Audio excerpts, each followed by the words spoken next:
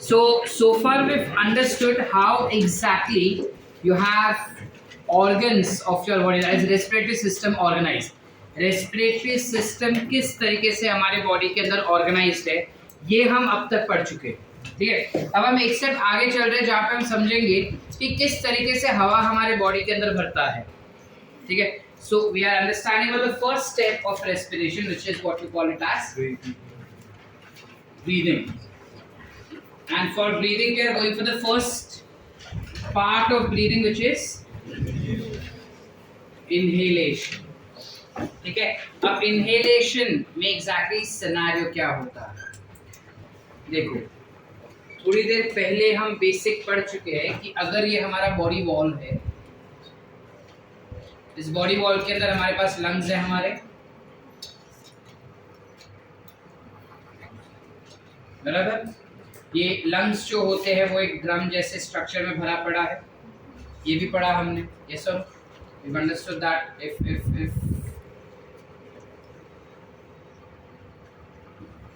this is your lung which is somewhat like this, यानी अगर मैं ऊपर से ऐसा कट कर लूँ यहाँ से ऐसा और ऐसा अंदर झाँक के देखूँ तो कुछ ऐसा स्ट्रक्चर दिखाई देगा जिसके ऊपर ऐसा रिब्स है, प्लूरा है जो अटैच्ड है वगैरह। ये पूरा ना एयर टाइट अरेंजमेंट है, ठीक है। एयर टाइट अरेंजमेंट समझते हैं कि अगर कोई ड्रम है, ठीक है, तो वो ड्रम के अंदर अगर मैंने लंग्स रखे हैं तो ये जो लंग्स अंदर रखे हैं उसके आसपास हवा नहीं है बेटा। You have a drum, lungs in that which is completely sealed with pleuras, understood. There is no air, it is vacuumised air tight storage that we see or airtight cage that we see in our thoracic cavity. Are we clear up to here? समझ पा रहे कि नहीं समझे? और ये drum का जो लोअर मोस्ट पार्ट है, ऊपर का रीजन है ना, तो जो लोअर मोस्ट पार्ट रहेगा वो किससे बना होगा? डायफ्राम से। So this becomes our diaphragm like this. समझ पा रहे? अब question is that while I'm breathing, air tends to enter inside. सांस लेते समय सांस अंदर जाती है, मतलब हवा अंदर जाता है ना, तो हवा अपने आप अंदर जाता है क्या? लॉजिक समझ रहा है? ऐसा थोड़ी है हवा ऐसा देख रहा और बोला कि ओहो आदित्य की बॉडी में हवा नेचर में घुस जाती है अंदर, नहीं होता ना। There is some logic why air enters inside. नहीं तो इधर से भी हवा घुस सकता था, ठीक है, कान से भी हवा घुस सकता था, कान में भी तो छेद है, यहाँ से भी हवा जा सकता है, लेकिन यहाँ से हवा नहीं जाता। यस और नो? नाक से ही हवा जाता है, और नाक से हवा अंदर जाते समय why is it going inside? So for us to understand why is it going inside, we have to understand some basic law initially. Now when I say basic law meaning what? हम chemistry में I guess पढ़ चुके हैं about Boyle's law. Have you heard? Chemistry में Boyle's law अपने को क्या बताता है बेटा? वो अपने को बताता है कि अगर एक पर्टिकुलर कंटेनर है मेरे पास, जैसे ये मेरा लंग है, ठीक है, इस लंग का कैपेसिटी इतना है जिसमें मेरे पास हवा भरी पड़ी है कुछ ऐसी, बराबर है। ये हवा जो है वो लंग्स के ऊपर कुछ प्रेशर भर रहा है, is creating some pressure, yes और no? Yes. Which is classified as lung pressure? Can I classify it as lung pressure? The pressure that is exerted by air on the walls of lungs, यहाँ पे will be pressure inside the lungs, yes और no? If I reduce this lung size, ये मैंने lung size reduce कर दिया, material उतना ही है लेकिन size of lung has reduced, तो इधर क्या हो जाएगा? प्रेशर क्या हो जाएगा? बढ़ जाएगा। यानी कि जो size of container होगा that can easily define the pressure within that particular container. If I want to reduce the pressure, what do? I increase the quantity or I increase the size of that particular volume of that particular container, yes or no? Movement of air will always be air movement, we are aware, is always from higher ATM, that is atmospheric pressure, to lower atmospheric pressure, yes or no beta? Movement of any substance, अगर easy movement करवाना है, it will always be from higher to lower pressure ना बेटा? तो अगर मुझे हवा भी मेरे लंग्स के अंदर भरना है मैत्रे, तो मेरे लंग्स के अंदर प्रेशर कम होना चाहिए एटमॉस्फेयर के कंपैरिजन में। म्हणजे एटमॉस्फेयर में प्रेशर ज्यादा, लंग्स में प्रेशर कम, तो ही वो हवा मेरे लंग्स के अंदर आसानी से जाएगा। समझ पा रहे? अगर लंग्स में प्रेशर ज्यादा है बाहर के कंपैरिजन में, तो हवा बाहर की तरफ जाएगा, from higher pressure to lower. लेकिन I want what? Air to enter inside. अब हवा को अंदर जाने के लिए मेरा लंग्स का वॉल्यूम शुड इंक्रीज। ठीक है, तो now I have to try out a mechanism which helps me in increasing my lung capacity. Now how does that happen? किस प्रकार हम हमारे लंग्स के कैपेसिटी को इंक्रीज कर सकते हैं? तो अगर सपोज कोई इंसान let's say I have this as an individual, ठीक है, अब हाथ छोड़ो, ये उसका चेस्ट एरिया हो गया, लेट्स से कुछ ऐसा, ठीक है, this is the chest area. Here let's say I have ribs which are present, ठीक है, इस ribs को कुछ ऐसे हो गया, लेट्स से ये ribs है और यहाँ पे हो गया अपना lungs, ठीक है, imagine this to be as our lungs। अब सिनेरियो क्या होगा बेटा? ये जो ribs होते हैं उसके ऊपर ये lungs अटैच्ड होते हैं। इन ribs के पास, इस रिब्स के ऊपर you have some muscles which are present। Ribs के यहाँ पे ribs are attached to each other by some muscles। आता रिब्स म्हणजे काय? हे असले रिब्स आहे, yes or no? ये रिब्स ऐसे अरेंज्ड है मेरे इधर। ये रिब्स के ऊपर there are some muscles, ये मसल से बंधा हुआ है, ऐसा आर पार छेद नहीं है। समझ पा रहे? आर पार छेद नहीं है। हमने क्या कहा? एयर टाइट कंटेनर है। तो of course you have pleura which is there, but ये रिब्स पे ऐसा खाली नहीं है। ऐसा तुम टच करो, ऐसा आर पार रिब्स के आर पार अपना उंगली जाता है क्या? तेरा जाता होगा, मेरा नहीं जाता। जाता है क्या? नहीं जाता। क्यों नहीं जाता? Because you have some muscles which are present. If you feel it also, ठीक है, अगर ऐसा फील करे ना, ऐसा पूरा अंदर डाल दो तुम्हारा पेट से हवा और ऐसे फील करो रिब्स के बीच में। Can you feel that there is some particular solid substance between my two ribs? My मतलब your, ठीक है, तुम्हारे दो रिब्स के बीच में गैप नहीं है, आर पार उंगली नहीं जाता। क्यों नहीं जाता? बिकॉज रिब्स के बीच में ना कुछ मसल्स होते हैं जो आर पार नहीं जाने देते उंगलियों। अब ये मसल्स को हम कहेंगे, call these muscles as inter, यानी बीच में costal muscles, we call it as intercostal muscles। Sir ऐसा गंदू सा नाम क्यों दिए हैं? इंटर रिब्स मसल दो तो मुझे याद रखने में आसानी हो जाएगा। ये कोस्टल क्या है? जो रिब्स होते हैं उनके बोन्स को कोस्टा कहते हैं, and that's why the term comes as intercostal muscles. Are we clear? Okay नाही? काय ऋतुजा वहिनी स्ट्रेस मध्ये झाले का? कळतंय? लक्ष इकडे हवे आपल्याला, असं नाही। लक्ष दिले तर असा इकडेच होऊन जाईल पूर्णच्या आत, लक्ष नहीं दिले तर आयुष्यात कधी नाही होणार। चलो, मसल्स है अपने पास रिब्स के बीच में, उन मसल्स का नाम क्या हो गया? इंटरकोस्टल मसल्स हो गया, बराबर? पूर्णिमा सब बोलने का, इंटरकोस्टल मसल्स हो गया। अब ये इंटरकोस्टल मसल्स अंदर बाहर दोनों तरफ रहते हैं। मतलब क्या सर? मतलब अगर ये ऐसे मेरे रिब्स है, बराबर, तो रिब्स के बाहर की तरफ ऐसा मसल्स है, रिब्स के अंदर की तरफ मसल्स है। बाहर की तरफ मसल्स है, अंदर की तरफ मसल्स है। दोनों मसल्स वॉल्यूम को इंक्रीज करने में हेल्प करता है। कसं काय सर? सांगतो। सिनेरियो क्या होता है कि जो इंटरकोस्टल मसल्स होते हैं उसके बाहर वालों को हम क्या कहेंगे? External intercostal muscles. अंदर हुआ तो इंटरनल। समझ गए बात? अब यहाँ पे अगर तुमको दिख रहा है तो दिस बिकम्स एक्सटर्नल। ये लाल लाल है ना, बाहर की तरफ है बॉडी के, सो दिस बिकम्स व्हाट बेटा? एक्सटर्नल इंटरकोस्टल मसल्स, साइड से इंटरकोस्टल मसल्स। ठीक है, और अंदर की तरफ अगर मैं ऐसे बना दूं तो this will be what, internal intercostal muscles. समझ गए बेटा? यस और no?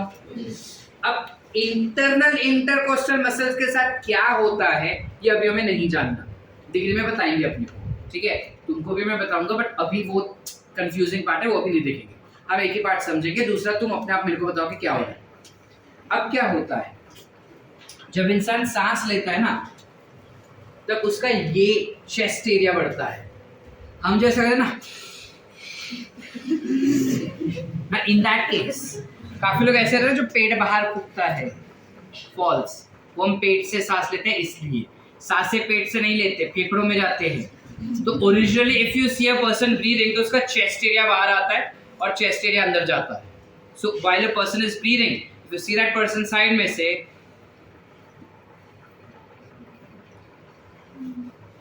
so chest comes out a little bit, goes in. अब when I am saying that chest comes out, मतलब ये नहीं कि chest इधर तो दब करके बाहर आ जाता है।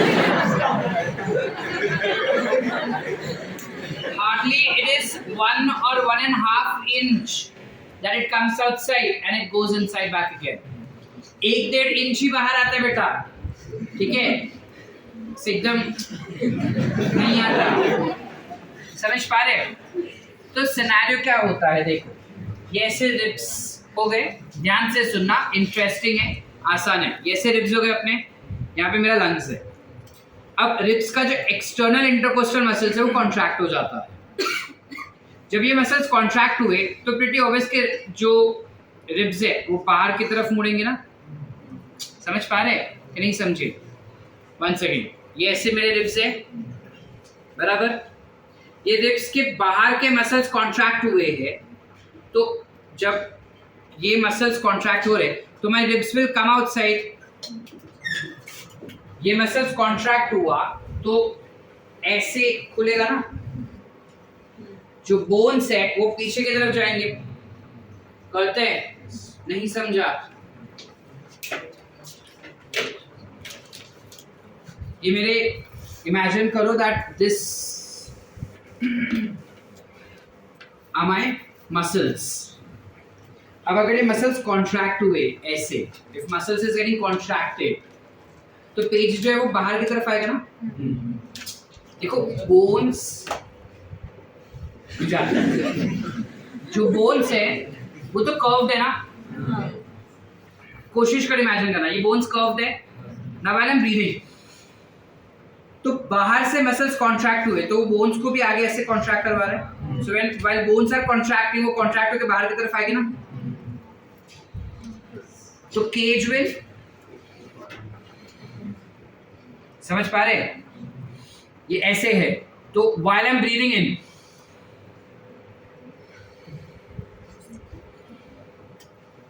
समझ पा रहे? जब ऐसे खड़े हैं हम, ये ऐसा मसल्स है यहाँ पे, ठीक है? ये ऐसे मसल्स है यहाँ पे, ठीक है? अब जब ऐसे मसल्स है यहाँ पे, and if those muscles are contracting from this side, obviously ये ऐसा टक टक, तो things will move towards outside. ऊपर तो होगा लेकिन बाहर की तरफ भी जाएगा ना, वो ऐसे। बट मैं ऐसे नहीं दिखा सकता बिकॉज अपना फेफड़ा ऐसा नहीं होता। It doesn't happen literally like this. It just comes outside. अकल लगा पा रहे हैं हम कि क्या हो रहा है अपने छाती के अंदर? Yes or no? Yes or no? Yes. चलो आगे. So, well, there has to be an inhalation. जब inhalation होना होगा, तो जो एक्सटर्नल इंटरकोस्टल मसल्स है वो कॉन्ट्रैक्ट हो जाएंगे। इनके कॉन्ट्रैक्ट होने की वजह से रिब्स जो है या जो केज है, ठीक है, इट मूव्स स्लाइटली आउटसाइड, थोड़ा सा वो बाहर की तरफ स्वेल हो जाएगा, बराबर? तो जो लंग्स है वो ऐसे बढ़ेंगे because this will move outside. Are we getting the point? Yes or no? Yes. अगर मैं इधर से ऐसा चप्टी ऐसा ऐसा पिंच ऐसे करूं मसल्स को, तो ये क्लब हो जाएंगे और थोड़ा बाहर की तरफ आ जाएंगे. That will lead to increase in the volume of lungs. Increase in the volume of lungs how? ऐसे जा रहा है ना, ventrally as well as ऐसे भी, so that is laterally as well as laterally. Muscles की वजह से रिब केज का वॉल्यूम बढ़ गया. रिब केज का वॉल्यूम बढ़ा तो लंग्स अपने आप बढ़ गया. लंग्स बढ़ गया क्योंकि वो दोनों अटैच्ड है ना. समझ पा रहे हैं हम क्या हो रहा है? ये रिब्स है और मेरा लंग्स अटैच्ड है, तो अगर रिब्स ऐसे करके बाहर आ रहा है तो लंग्स भी तो खींचेगा ना. वो पीछे अटैच्ड है, हम बोले थे, याद है? भले 3 लेयर से लेकिन अटैच्ड है ना. तो अगर मसल्स कॉन्ट्रैक्शन की वजह से रिब्स कॉन्ट्रैक्ट हो गए तो लंग्स भी पीछे की तरफ खींचे जाएंगे ना. मतलब ये अगर पीछे हट रहा है, अगर सपोज मैं इधर ऐसा चिपक गया तो मेरा बॉडी का स्किन नहीं चिपका है, मेरा कपड़ा चिपका है उसके साथ. समझ पा रहे हैं? तो अगर ये चीज बोर्ड पीछे की तरफ खींच रहा है तो मैं भी तो पीछे की तरफ खींचूंगा. समझ पा रहे हैं? तो लंग्स भी पीछे की तरफ खींचा. लंग्स पीछे की तरफ खींचा तो लंग्स का वॉल्यूम इंक्रीज हो जाएगा ना. तो मुझे जो चाहिए था वो हो गया. सर क्यों इंक्रीज करवाना? बिकॉज जब तक मैं उसका वॉल्यूम इंक्रीज ना करूं, atmospheric pressure will not reduce inside the lungs. नहीं समझे? देखो हमें क्या करना था. आई रिपीट बैक अगेन, फिर से देखते हैं क्या होगा. हमने क्या बोला कि अगर मुझे सांसें अंदर लेनी है, एटमॉस्फेयर से हवा अंदर डालना है लंग्स में, तो लंग्स के अंदर प्रेशर हवा के कंपैरिजन में कम होना चाहिए. अब लंग्स के अंदर हवा के अकॉर्डिंगली प्रेशर कम करने के लिए मैं क्या कर सकता हूँ? तो उसके लिए बॉयल्स लॉ केमिस्ट्री का हमने रिवाइज किया, जहाँ पे बताता है कि अगर कंटेनर का वॉल्यूम तुम बढ़ा दो ना तो उसके अंदर के गैस का प्रेशर कम हो जाएगा, तो वह फट से अंदर घुस जाएगा ना. अब अगर मुझे उस लंग्स का वॉल्यूम बढ़ाना है तो लंग्स को साइज में एक्सपांड करना होगा, थोड़ा सा एक्सपांड करना होगा. तो कैसे करता है? तो ब्रेन से कुछ इंफॉर्मेशन आता है हमारे लंग्स के इंटरकोस्टल मसल्स के पास. कौन से इंटरकोस्टल मसल्स? एक्सटर्नल. ठीक है. अब इंटरकोस्टल मसल्स क्या होंगे? रिब्स है, रिब्स के ऊपर मसल्स है, वो मसल्स बाहर की तरफ वाले एक्सटर्नल इंटरकोस्टल मसल्स, अंदर वाले इंटरनल. अंदर वाले मुझे याद नहीं रखने, मेरे सिलेबस में है ही नहीं, मैंने बाहर वाले याद रखे. अब बाहर वाले इंटरकोस्टल मसल्स जो है, जब वो कॉन्ट्रैक्ट होता है तो जो मसल्स जो ऐसे है ना, बोन्स, वो बोन्स ऐसे हो जाएंगे थोड़े से, and they will contract and try to come outside. ऐसा हो जाएगा. कहते कि नहीं कर ले जाओ पुढे. तो जब वो ऐसे हो जाता है तो छाती थोड़ा फूकता है तो वो बाहर आता है. So this comes outside. And when I'm exhaling, this goes inside again. पेट जो ऐसा कर रहा है ना, वो सब फालतू चीज है. That doesn't happen. पेट को जब हम ऐसे करके खड़े रहते हैं ना, that's because यहाँ के मसल्स हमने खींचे. ये जो मसल्स है ना एक्स्ट्रा, वो मसल्स हमने खींचे. It's not about exhaling. ये खींच के भी देखो मैं बात भी करता हूँ. I can breathe also. So pet is not responsible for handling my breathing and exhaling. But inhaling and exhaling is not regulated by my stomach muscles. अलग है, छोड़ दो उस पार्ट को. ये बचपन से हम गलत इमेजिन करते आ रहे हैं. Actual breathing and exchange, जब बॉडी ऐसा chest area tends to increase and come back again. Are we getting the point? समझा? तो वीर जब तेरे को फोटो खींचना है, तो कैसे तेरा पेट बहुत बाहर है, you should remove your air outside. Automatically जब हम वो ये किए तो चेस्ट बाहर आ जाता है अपना. समझ पा रहे कि नहीं समझ पा रहे? तो फोटो कुछ वैसे भी लेते बाद में से करा जैसे मैंने कहा. चल छोड़, बाकी लोग इंटरेस्टेड नहीं उससे उम्मीद. चले आगे, चले. So this gets contracted, volume increases. As soon as volume increases, the atmospheric pressure within the lungs will reduce. When the atmospheric pressure within the lungs reduces, automatically what will happen? Air from atmosphere will enter inside the lungs. मेरा काम हो गया. What? Which is what? Inhalation हो रहा है. ठीक है. लेकिन इतने से मैं satisfied नहीं हूँ. जब मेरा lungs बढ़ रहा है ना, तो नीचे का जो डायफ्राम है वो दबा सा रहेगा. तो डायफ्राम जो होता है वो ओरिजिनली डोम शेप का होता है, कुछ ऐसे. Originally it is dome shape like this. तो देखो इंटरकोस्टल मसल्स का हम समझ गए कि वो ऐसे हो रहा है, ऐसे हो रहा है, ऐसे हो रहा है, ऐसे हो रहा है, समझा. अब जब मैं डायफ्राम का बात करता हूँ ना, this is normal relaxed mode पे है diaphragm. Now while I'm breathing,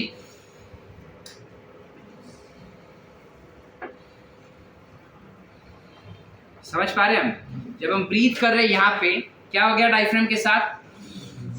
तो फ्लैट हो गया, ऐसे था भाई साहब फ्लैट हो गए, meaning they got contracted. Your diaphragm gets contracted during inhalation. So inhalation के समय पे सारी चीजें कॉन्ट्रैक्ट हो रही है. कौन सी कॉन्ट्रैक्ट हुई sir? External intercostal muscles contract हुए, ठीक है. केज जो स्लाइटली बाहर मूव हुआ, साथ ही साथ diaphragm will also contract, thus increasing the volume of lung and decreasing pressure. You write air pressure in lungs. Okay ना बेटा? लंग्स के अंदर एयर प्रेशर कम हो गया एटमॉस्फेयर के कंपैरिजन में, तो automatically there is intake of air. This is the process of what you call it as inhalation. ठीक है, this is the mechanism of inhalation. क्या हम समझ पाए? क्या हम नहीं समझ पाए? Did we understand what is happening? Once again करें, ठीक है. क्या बोला हमने कि अगर ये हमारे रिब्स है, इन रिब्स के बाहर के जो मसल्स होते हैं वो बाहर के मसल्स को हम कहेंगे एक्सटर्नल इंटरकोस्टल मसल्स. इंटरकोस्टल इसलिए बिकॉज रिब्स के बोन्स को हम कहते हैं कोस्टा, तो कोस्टा के बीच के muscles will be intercostal muscles. बाहर की तरफ भी होंगे, अंदर की तरफ भी होंगे. अंदर की तरफ वालों को क्या कहेंगे हम? इंटर. बाहर वालों को आसान. तो क्या होता है, बाहर वाला जो एक्सटर्नल इंटरकोस्टल मसल्स है वो कॉन्ट्रैक्ट होगा. जैसे वो कॉन्ट्रैक्ट होगा वो ऐसे करके कॉन्ट्रैक्ट हो जाएगा. जब ये ऐसे आया, नीचे वाला भी आया नजदीक नजदीक, तो ये ऑटोमेटिकली पीछे चला गया थोड़ा. जैसे वो पीछे चला गया तो lungs can, it is taking lungs also behind, तो लंग्स का वॉल्यूम इंक्रीज हो गया. साथ ही साथ जो डायफ्राम होता है वो जो ऐसा डोम शेप का है, that will turn out to be almost flat, which is that is also getting contracted. Are we clear? So as soon as external intercostal muscle contracts, as soon as diaphragm gets contracted, automatically the volume of lungs will increase. When volume of lungs is increasing, the pressure will reduce in it. As soon as pressure reduces in it, the air will start entering inside automatically बिना मेहनत किए. समझ पा रहे कि नहीं समझे? इस तरीके से हवा जो है वो हमारे शरीर के अंदर घुसता है. समझ पा रहे कि नहीं समझे? Are we clear up till here? Is everyone clear? Yes. Any doubts up till here? नक्की. Once again or understood? Understood. सबको? Yes. सबको? Yes. पक्का? Everyone? विनील, समझा क्या किया? इंटरकोस्टल मसल्स किधर होता है? Where do you have intercostal muscles? Catch करने को नहीं फेंका था. किधर होते हैं इंटरकोस्टल मसल्स? मसल के बीच में नहीं, रिब्स के बीच में मसल्स. गधेड़े, 2 रिब्स है ना तेरे पास, ऐसा अगर 2 रिब्स हुआ तो उन रिब्स के बीच में मसल्स है, उन मसल्स को क्या कहेंगे? इधर ध्यान दे, क्या कहेंगे? और वो इंटरकोस्टल मसल्स अगर बाहर की तरफ लगे तो, अंदर की तरफ हुआ तो, why do I need these muscles? For increasing the volume of, क्यों बढ़ाना है मेरे को volume? To decrease the pressure, to decrease the pressure. अब प्रेशर रिड्यूस होगा तो क्या हो जाएगा? हवा अपना पैसिवली अंदर जाएगा, एक्टिवली नहीं, पैसिवली अंदर जाएगा. बिना किसी फोर्स के हवा जो है वो लंग्स के अंदर घुस जाएगा. समझ पा रहे कि नहीं समझ पा रहे? अरे यस और नो? पक्की बात? क्या हो तन्वी? पुष्कर किधर गया? समझा कि नहीं समझा? चलो लिखिए इतना पहले, ये एक्सलेशन पढ़ा दूं. तुमको नहीं लगता एक्सलेशन तुमको खुद को आ जाना चाहिए अभी, है ना? चल मिस्टर कदम, गौरव कदम, क्या हम बता सकते हैं एक्सेलेशन के स्टेप्स क्या होंगे?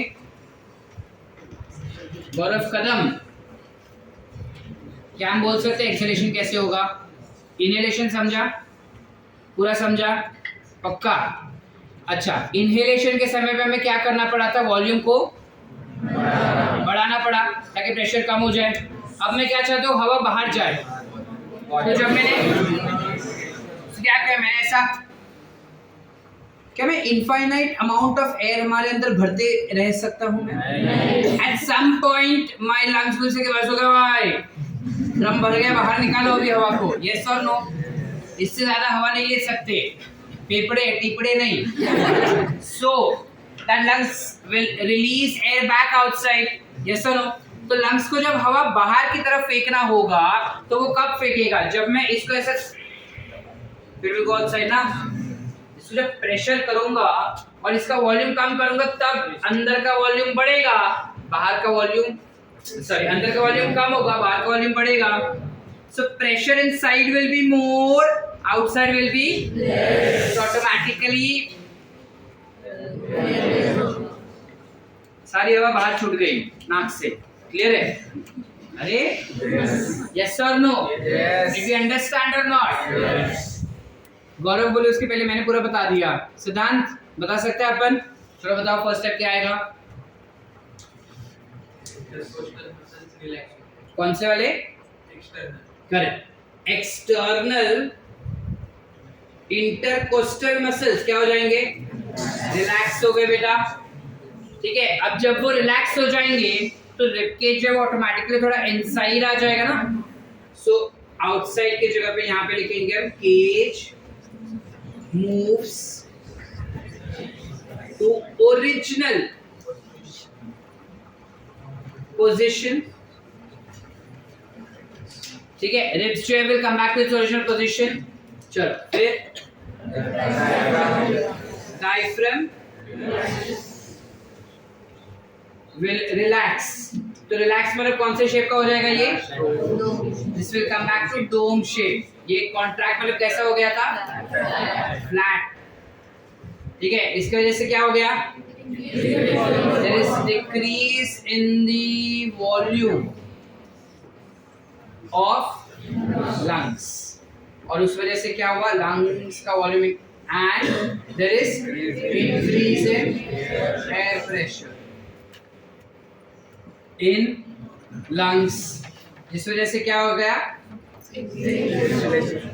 Acceleration of air from lungs. आसान? बाउंसर समझा? डॉक्टर मैत्रे, उसका Shirley, everyone, any doubts?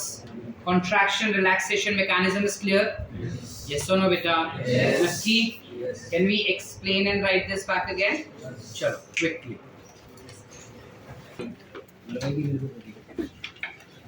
As you have read earlier, oxygen is utilized by organisms to indirectly break down simple molecules like glucose, amino acids, fatty acids to derive energy to form various activities. Respiration and transplant पढ़ चुके हैं ये चीज।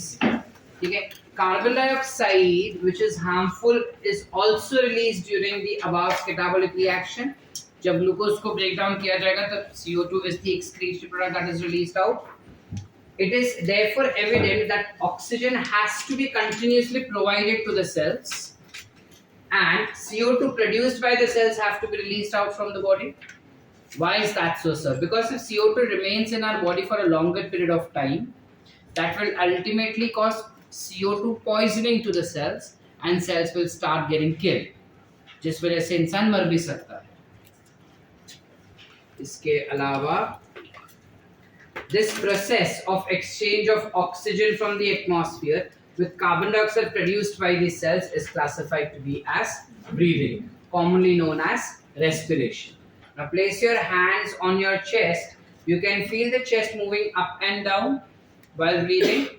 Okay, now you know that this is due to the breathing. How do we breathe? The respiratory organs and mechanisms of breathing are described in the following sections of the chapter। So when we talk about how exactly breathing takes place, पहले हमें ये देखना है कि हमारे body के अंदर respiratory organs कौन से हैं। So talking about respiratory organs, In different types of organisms, respiratory organs will keep on differentiating.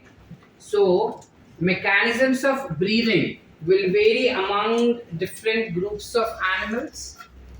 अलग अलग एनिमल्स में अलग अलग तरीके से ब्रीदिंग विल टेक प्लेस, ठीक है, depending on the habitat that they are living.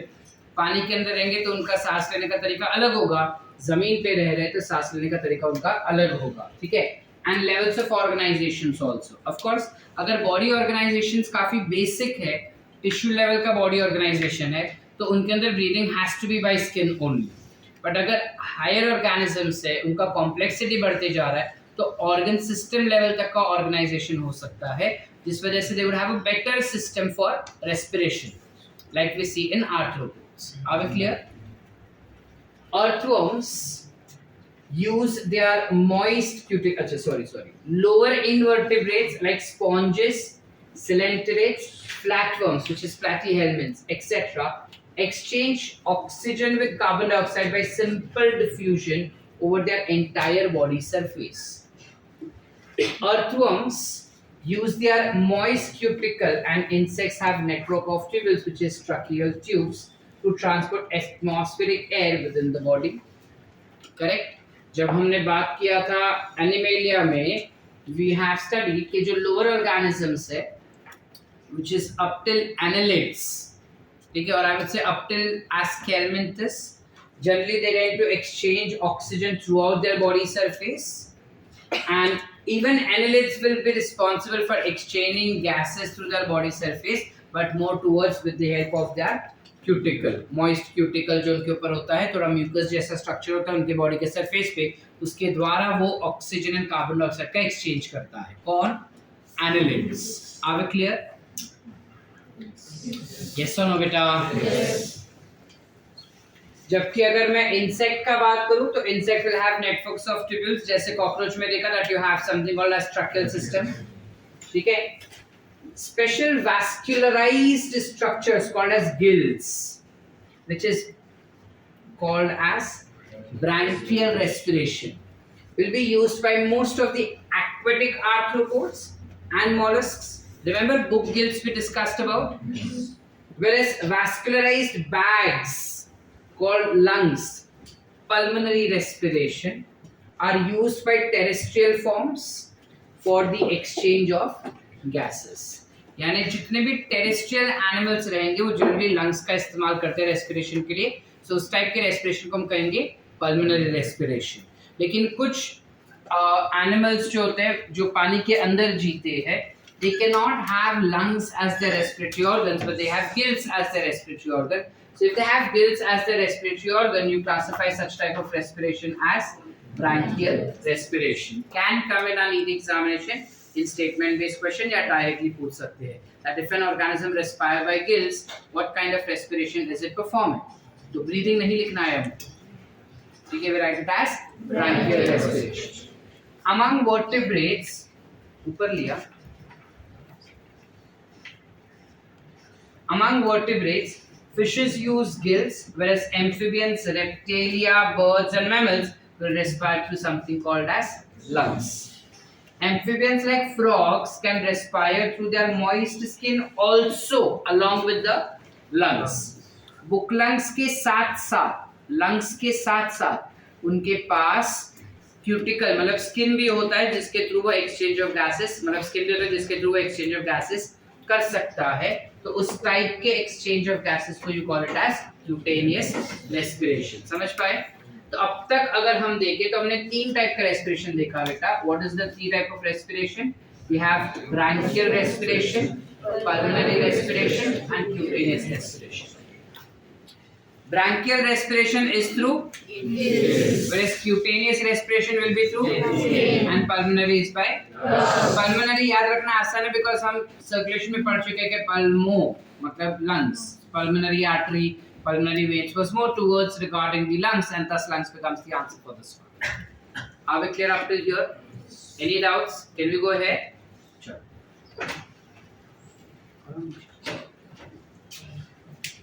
करने तक कर लेंगे. When we talk about human respiratory system, So how and what all things are seen in human respiratory system? थोड़ा और ऊपर ले लो. जल्दी करो. We have a pair of external nostrils opening out above the upper lips. Basic. It leads to nasal chamber through the nasal passage.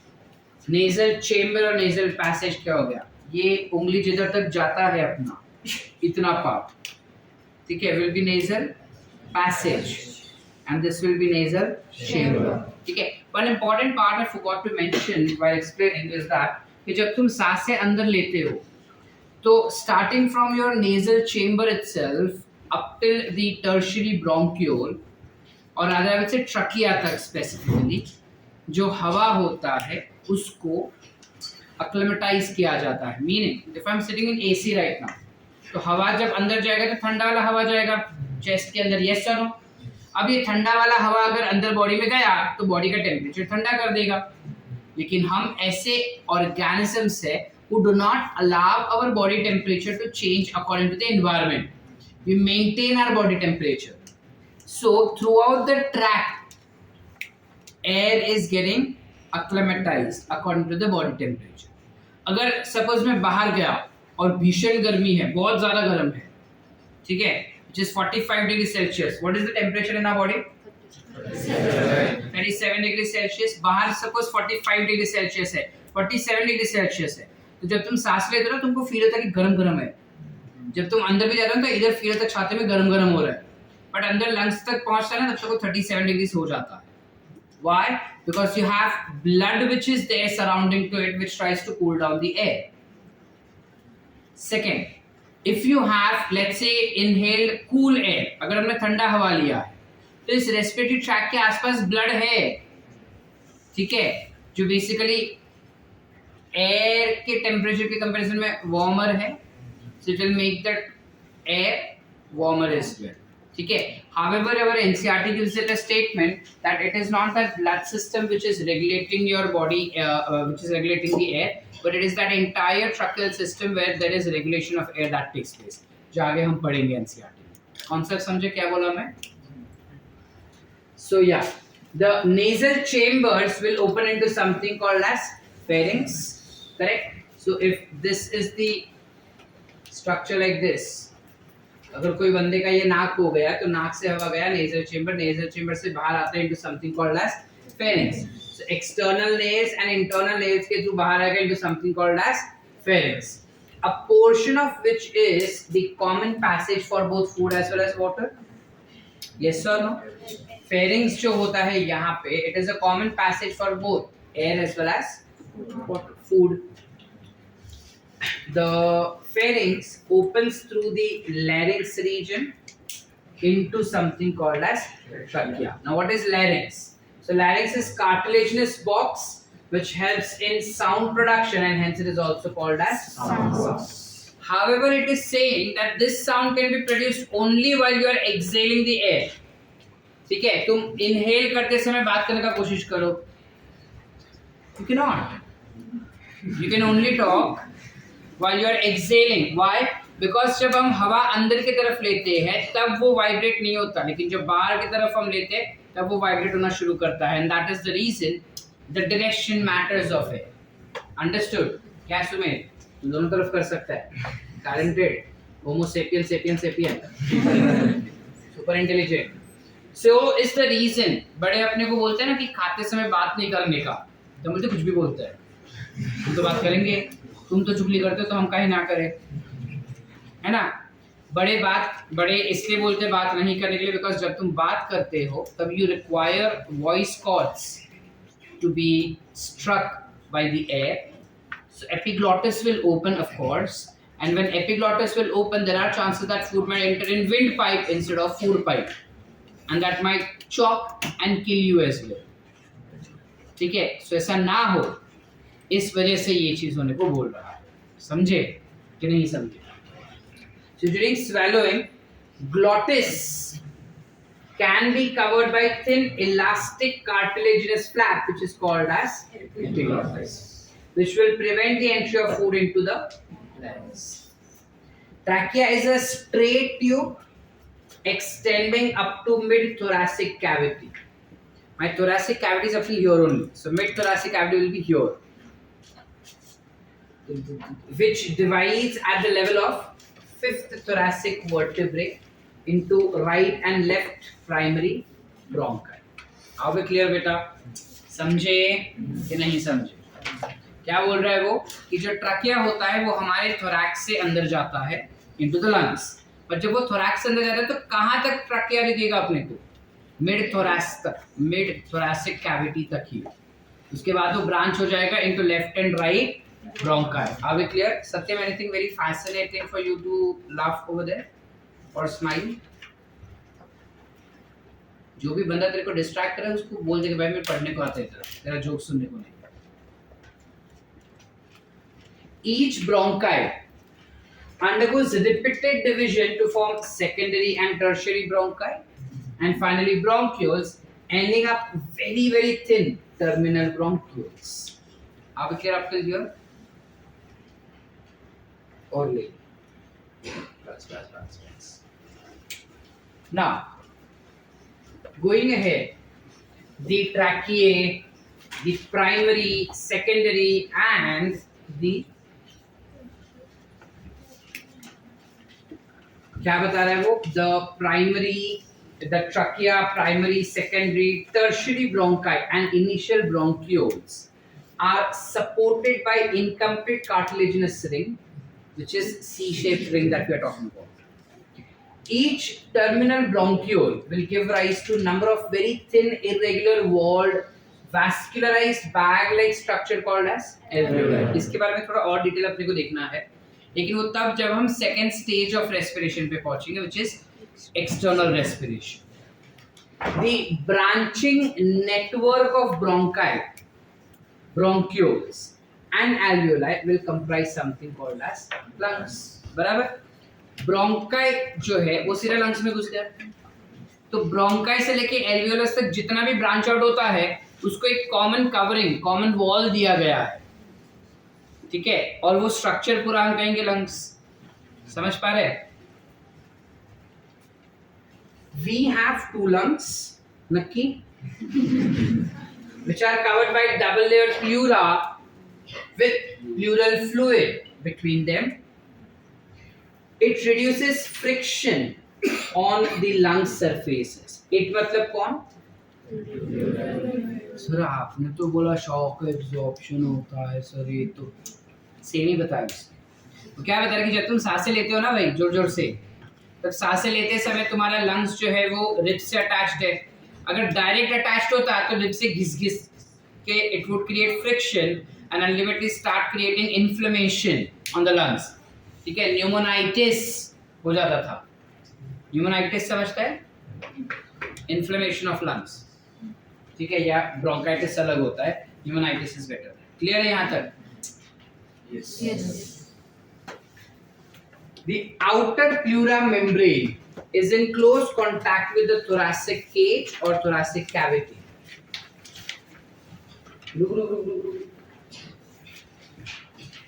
अब diagram इधर देखो क्या बता रहा है, रुकना। Epiglottis, larynx, tracheae, which has 1, 2, 3, 4, 5, 6, 7, 8, 9, 10, 11, 12, 13, 14, 15. Sir आपने तो बोला था 16 से 20 होता है, ये 15 ही दिखा रहा है। 16 से 20 होता है, ठीक है। फिर ये ब्रोंकाई अंदर घुस गया, ये ब्रोंकाई आ गए, ब्रोंकाई में अपने को दिखाई दे रहा है डट करके, it finally form something called as alveoli, ठीक है। इसमें ज्यादा तुमको टर्मिनल ब्रोंकियोल्स वगैरह तक तरह ही दिखाया है। This becomes left and right lung. This becomes your mediastinum, which is going to be a cardiac notch. Heart जो ऐसे की तरफ रहेगा. This becomes diaphragm. These are your cartilage. Can we see this? ये cartilage बोल रहा है. ये ribs है हमारे. This becomes external intercostal muscles. This becomes करते हैं कि नहीं? और क्या है? हाँ, ये जो येलो दिख रहे हैं, बाहर का जो मेम्ब्रेन वाला is external pleura, which is nothing but parietal pleura. Walls से अटैच्ड विल बी विसरल, और पूरा yellow will be pleural fluid, ठीक है। और कुछ दिया इसने, बस चलो।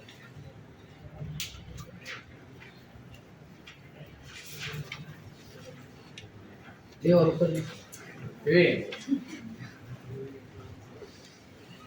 हाँ, जो अपने आउटर मेम्ब्रेन है, थोड़ा नीचे देखना, आउटर मेम्ब्रेन जो होता है, उसने क्या बताया दैट योर आउटर मेम्ब्रेन, हाँ, the outer pleural membrane is in close contact with the thoracic lining, whereas the inner pleural membrane is in close contact with the lung surface. That's what we said. The part starting with external nostrils up to terminal bronchiole will constitute conducting part of the respiratory system, whereas alveoli and their ducts will form respiratory or exchange part of the respiratory system. Are we clear, beta? Yes or no? Yes. The conducting part transports atmospheric air into the alveoli, clears it from foreign particles, humidifies the air, and also brings air to body temperature. तो conducting part का क्या क्या function हो गया अपना, 3 function बता रहा है। सबसे पहला फंक्शन क्या, कि जितने भी फॉरेन पार्टिकल्स है, डस्ट पार्टिकल्स हुए, वायरस पार्टिकल, बैक्टीरियल पार्टिकल्स, उन सबको ट्रैक करके हवा में से सेपरेट करना। दूसरा क्या है, हवा को ह्यूमिडिफाई करना, यानी पानी के साथ उसको मिक्स करना, थोड़े बहुत वेपर्स उसके अंदर डालना। और तीसरा और इम्पॉर्टेंट चीज क्या हो गया, उसको बॉडी टेम्परेचर के साथ मैच अप करवाना, हवा का टेम्परेचर बॉडी टेम्परेचर के लेवल पे रखना उसको। Are we clear? चले आगे। Any doubts? भूख लगा है? इधर ध्यान दे, ये कंप्लीट करते reading and then you can, ठीक है। अगर इंटरेस्ट दिखाओगे तो चैप्टर इधर ही समझ के जाओगे, घर पे पढ़ना नहीं पड़ेगा। इधर से तो फिर चैप्टर डिफिकल्ट हो जाएगा, बिकॉज तुम इसका टेस्ट देने वाले सीधा ब्रेक के बाद। देखो इधर, नेक्स्ट, थोड़ी हिम्मत रख लो और थोड़ा पढ़ लो। चलो इधर देखो, अभी exchange part is the side of actual diffusion of oxygen and carbon dioxide between blood and atmospheric. समझ पा रहे हैं रुक्ति? The lungs are situated in thoracic chamber, which is automatically, correct? Airtight chamber. ठीक है? The thoracic chamber is first dorsally, is formed dorsally by the vertebral column, ventrally by, laterally by, and on lower sides by. The anatomical setup of lungs in thorax is such that any change in the volume of thoracic cavity will be responsible or reflecting in the lungs cavity. यानी ये पूरा एक cage है ना, वो thoracic cavity हो गया, drum जैसा जो अपन दिखाए है वो। थोड़ा सा भी ये ड्रम फूगा तो लंग्स भी फूगेगा, वो ड्रम छोटा हुआ लंग्स भी छोटा होगा। मतलब अगर मैं जबरदस्ती ये करूँ ना ऐसा, दैट मींस मेरा ड्रम का साइज छोटा हो गया, मैंने जबरदस्ती तो मेरा लंग जो ड्रम है वो भी बड़ा हो गया। समझ पा रहे हैं? ड्रम के साथ साथ लंग्स भी बढ़ेगा, ड्रम छोटा होने के साथ साथ लंग्स भी छोटा होगा। ड्रम मतलब कौन? लंग कैविटी, ठीक है, that is thoracic cavity basically. Next, such an arrangement is essential for breathing as we cannot directly alter the pulmonary volume. Obviously, ये मैं चाहता हूँ कि जो पूरा कैविटी, पूरा चेंबर है thoracic chamber, उसका साइज छोटा बड़ा हो, बिकॉज अगर उसका साइज छोटा बड़ा होगा तो ही लंग का साइज छोटा बड़ा हो सकता है, वरना नहीं। अब क्लियर? चले आगे तो लीजिए मैडम, थोड़ा और जाने दीजिए, थोड़ा और। हाँ, अब हम यहाँ से पढ़ेंगे breathing or pulmonary ventilation, by which atmospheric air is drawn in and CO2 rich alveolar air is released out, becomes one of the step for your breathing and mechanism. Respiration का फर्स्ट स्टेप क्या हो जाता है कि जब हम oxygen अंदर ले और कार्बन डाइऑक्साइड बाहर छोड़े, दूसरा स्टेप क्या हो जाएगा कि वो जो ऑक्सीजन है that will be diffusing inside the blood through alveolar membrane becomes the second step. Third step is transfer of the gases through blood. वो छोड़ो. Diffusion of oxygen and carbon dioxide between blood and tissues becomes the third type of mechanism, which is what? Internal respiration. फिर क्या है? Utilization of O2 by the cells for catabolic reaction and resultant release of CO2. That is cellular respiration as dealt in the chapter 14. मतलब वही respiration वाला. So this becomes your cellular respiration. So अगर हमें definition देखना है तो this becomes definition of breathing. This becomes definition of external respiration, internal respiration and cellular respiration. पता है? चलो पढ़ते हैं कि ब्रीथ कैसे किया हमने. ब्रीथ करवाओ हमको सृष्टि और ऊपर. अब हम सांस ले पाएंगे. चलो. Breathing involves two stages. First is what? Inspiration, also called as inhalation. Inspiration, during which atmospheric air is drawn in, and expiration, by which alveolar air is released out. The movement of air into and out of the lungs is carried out by creating a pressure gradient between lungs and the atmosphere. बराबर? हम सांसें अंदर ले पा रहे हैं, मतलब oxygen या हवा अंदर ले पा रहे हैं और हवा बाहर फेंक पा रहे हैं, इस वजह से क्योंकि हम जानबूझ के प्रेशर का ग्रेडियंट बना रहे हैं कि बाहर प्रेशर ज्यादा, अंदर प्रेशर कम, हवा अंदर, अंदर प्रेशर ज्यादा, बाहर प्रेशर कम, हवा बाहर. ये हम बना रहे हैं ना जानबूझ के. That's what it is saying. Inspiration can occur if pressure within the lungs, which is intrapleural pressure या pulmonary pressure, is less than the atmospheric pressure. That is nothing but there is negative pressure. Yeah, I forgot to mention this term. जो inhalation होता है उस process को काफी बार negative pressure भी कहते हैं. क्यों इसे नेगेटिव प्रेशर कह रहे हैं हम? देखो, बाहर ज्यादा प्रेशर, लंग्स में प्रेशर कम है, इसलिए हवा अंदर आया, तो बाहर के कंपैरिजन में लंग्स का प्रेशर नेगेटिव होगा ना. कहते हैं कि नहीं समझा? मेरे पास नॉलेज ज्यादा है, इस बंदे के पास नॉलेज कम है, सो मेरे पास एक प्लस पॉइंट होगा, इसके पास एक माइनस पॉइंट हुआ. So that plus point will go into minus point ना. उल्टा तो बहेगी नहीं, कुछ वैसा. So why do I classify inspiration to be as negative pressure? Is because there is movement of air from atmosphere, which has higher pressure, to lungs, which has lower pressure. In lungs, with respect to the atmospheric pressure. Similarly, expiration takes place when the intrapulmonary pressure, यानी lungs के अंदर का pressure, is higher than the atmospheric pressure. ये भी हम समझ चुके हैं. समझे? हाय प्रणाली, समझा? The diaphragm, new admission. The diaphragm and the specialized set of muscles, which is external and internal intercostal muscles between the ribs, help in generation of such kind of pressure gradients. Inspiration is initiated by the contraction of diaphragm, which increases the volume of thoracic chamber in the anterior-posterior axis. So, anterior-posterior axis. नहीं sir, क्या बता रहे हो? देखो कि जब inspiration होता है तब मसल्स का कॉन्ट्रैक्शन होता है. किसका? डायफ्राम. डायफ्राम इकडे, पोस्टीरियर, एंटीरियर. तो जब सांसें फूंकनी होती है, लंग्स को फूंकना है, तो नीचे का भी वॉल्यूम बढ़ेगा ना. नीचे का वॉल्यूम एंटीरियर पोस्टीरियर. ठीक है. तो डोर्सोवेंट्रल कौन कर रहा है? Intercostal muscles, I would say. The contraction of external intercostal muscles lifts up the ribs and the sternum, causing an increase in the volume of thoracic chamber. Statement based question आ सकता है classes के test में. जो ये वाला ऐसा इधर खड़ा है ना, वो ऐसे ही क्वेश्चन डालने का सोचता है, तो आ सकता है. समझ पा रहे हैं? मूड आया तो ऐसा क्वेश्चन डाल सकता हूँ. The overall increase in the thoracic volume causes similar increase in the pulmonary volume. thoracic volume बढ़ा, lungs भी बढ़ा, lungs बढ़ा, volume बढ़ा.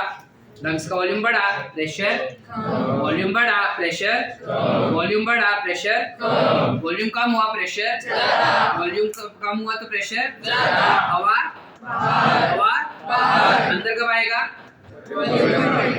वॉल्यूम कब बढ़ेगा, जब इंटरकोस्टल मसल्स बराबर क्या नहीं समझ पा रहे, उसका छीरते डॉक्टर टिंगले कहते डॉक्टर रिद्धि यानी सिद्धि कुठे गेली,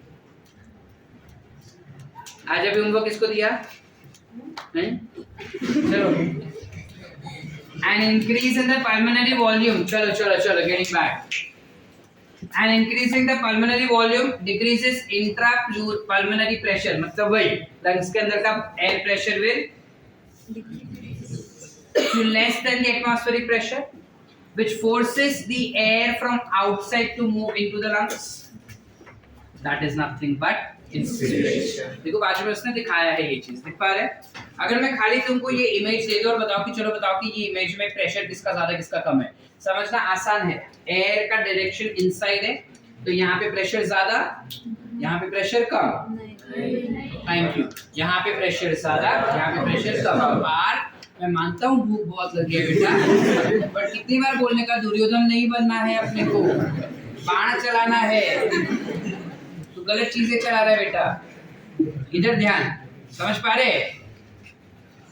Are we clear up till here? So what is it showing here? ये ribs है, ribs, बराबर?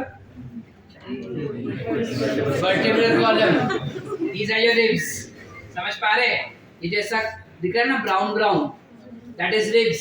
ये जो yellow दिख रहा है, those yellow will be what? Intercostal muscles. जिस वजह से आपण असं कोशिश केलं, प्रयत्न केलं, पण आपली बोट आत गेलीच नाही,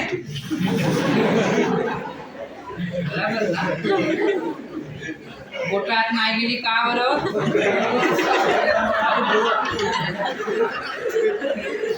Why didn't our fingers enter inside between the ribs? Is because intercostal muscles did not allow it to go inside. ठीक है? इतना हंसने का था क्या?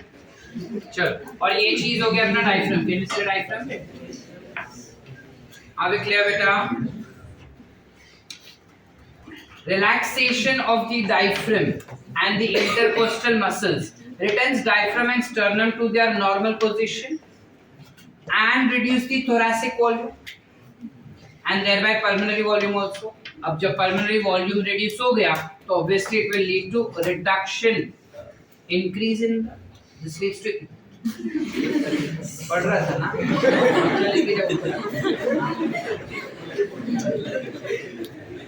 क्या करती है सृष्टि? मेरे को समझा कि तेरे को घर जाने का भूख लगा है, बट पढ़ने तो दे सुकून में लोगों को। कहाँ गया? इंस्पिरेशन डन ना यहाँ तक, चल अभी ऊपर लेके जा, अभी लेके ही जा पूरा। रिलैक्सेशन, बस। Relaxation of diaphragm and intercostal muscles will turn diaphragm and sternum to their normal position, which will reduce the thoracic volume and thereby pulmonary volume also. This leads to increase in intrapulmonary pressure to slightly above the atmospheric pressure. पहले हमने lungs के अंदर का, that is intrapulmonary pressure कम करवाया ताकि हवा अंदर आ सके। अब हमने तो अंदर प्रेशर बढ़ गया, इसलिए हवा जो है वो slightly above the atmospheric pressure, causing the expulsion of air from the lungs, and this is nothing but expiration. We have the ability to increase the strength of inspiration and expiration with the help of additional muscles in the abdomen. यानी कि जब मैं ये करता है ना, ये excessive air मेरा इसलिए गया बिकॉज मैंने मेरे पेट के मसल्स का भी इस्तेमाल किया था कि उनके स्ट्रेंथ से I can increase more amount of my volume of the lungs. Are we getting the point? Yes और नो? ये पॉइंट इंपॉर्टेंट है। On an average a healthy human breathes 12 to 16 times per minute. I forgot to mention this. Breathing rate is 12 to 16 times per minute. The volume of air involved in breathing movements can be estimated by using spirometer, which helps in clinical assessment of pulmonary function. Spirometer is something which was been utilized during corona also, so I'm expecting you all to know this thing. Spirometer याद है? जैसे कुछ machine था जिसके अंदर ball था, फूक मार के देखते थे कि तुम्हारा कितना हवा बाहर निकल रहा है मुंह से, ठीक है? तो जितना ज्यादा निकला तो बॉल ऊपर होता था, तो जज करता था कि तुम्हारा लंग्स अच्छे से काम कर रहा है या नहीं. अगर वो थोड़ा भी बॉल ऊपर नीचे होता तो बोलते लंग्स अच्छे से काम नहीं कर रहा है, तुमको कोरोना हो सकता है. याद आ रहा है? नहीं बोल रही है तो हाँ क्या होता है? क्या है गधड़ी? Sort है? Any doubts? The next part is respiratory volumes, which we will touch in next lecture, that is next week. यहाँ तक ये सब पूरा clear? All sort? Next week when we meet back again, let me tell you, this chapter is very easy chapter as compared to all the human physio chapters. This is one of the easiest chapter, but if you understand what the NCERT is trying to explain you, ठीक है? अगर तुम समझ नहीं पा रहे कि NCERT क्या बोल रहा है तो वो बहुत ज़्यादा डिफिकल्ट हो जाएगा. और इस चैप्टर में ऐसा नहीं कि मैंने आधा भी पढ़ाया आधा बाद में पढ़ाया तो भी तुमको याद रहेगा. It has to be read in one stretch and understood because सब interlinked है. तो आज हमने जो पढ़ा वो अगर नेक्स्ट लेक्चर में रिवाइज करके बैठोगे तो ही नेक्स्ट लेक्चर का कंटेंट समझेगा. नहीं तो नेक्स्ट लेक्चर पूरा तुमको ऐसा लगेगा कि सर जो है वो हिब्रू में ही बात कर रहे हैं. ठीक है, कुछ नहीं समझेगा content. So make sure that before sitting और attending next lecture which is on Monday's lecture, you all read and study everything and sit. Understood? And best of luck for your tomorrow's test. Do well.